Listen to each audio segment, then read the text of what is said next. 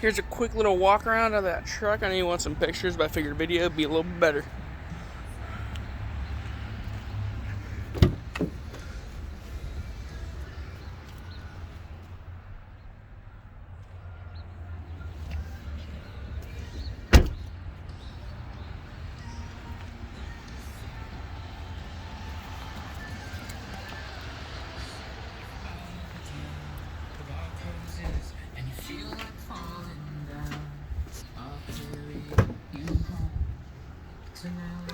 This does have a trailer brake control, the 4-wheel drive shift on the fly.